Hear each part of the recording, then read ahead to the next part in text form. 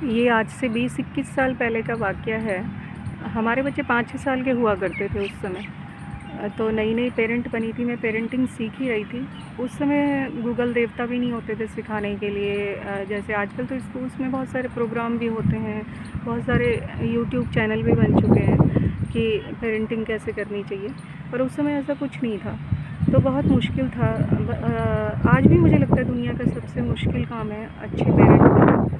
तो मैं जैसे होते हैं ना बच्चे 5-6 साल के होते हैं तो अक्सर उन्हें जुकाम लग जाता है, बुखार आ जाता है, ठंड जल्दी लग जाती है। तो वैसे हमारे बच्चों को भी लग जाती थी।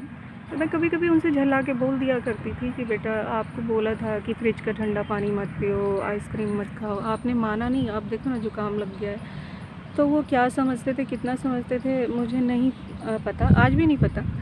तो एक दिन क्या हुआ कि मेरे पड़ोस में लड़की एक रहती थी जो बीएड कर रही थी।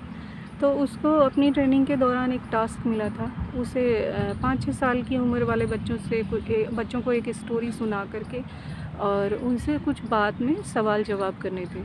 तो वो हमारे घर पे आई और उसने हमारे बच्चों को स्टोरी सुनाई जो इस तरह से थी कि एक आदमी था, वो बहुत गरीब था, उसका तो अपना गुजारा ही बहुत मुश्किल से चलता था।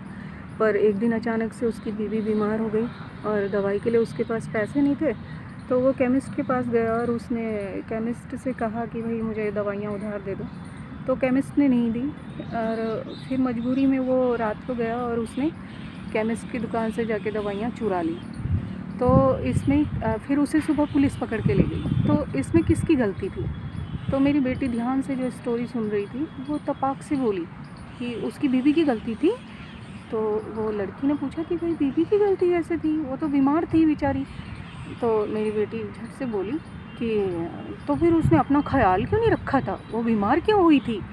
तो हम दोनों ही हैरान हो गए कि बच्चे को क्या समझाया जाए और कैसे समझाया जाए कि वो अपना ख्याल रखने में अपने माँ बाप को कोऑपरेट करे। मैं आज तक भी नहीं समझ पाती कि कैसे मुझे समझाना चाहिए था। तो मुझे लगता है कि जो नए पेरेंट हैं, अभी अभी पेरेंटिंग शुरू हुई है जिनकी, तो उन्हें तो बहुत ज़रूरी है ये जानना। तो आप प्लीज़ मेरा चैनल सब्सक्राइब करके मुझे ज़रूर बताएं कि मुझे उस समय कैसे समझाना चाहिए था। और स्वस्थ रहें, मस्त रहें।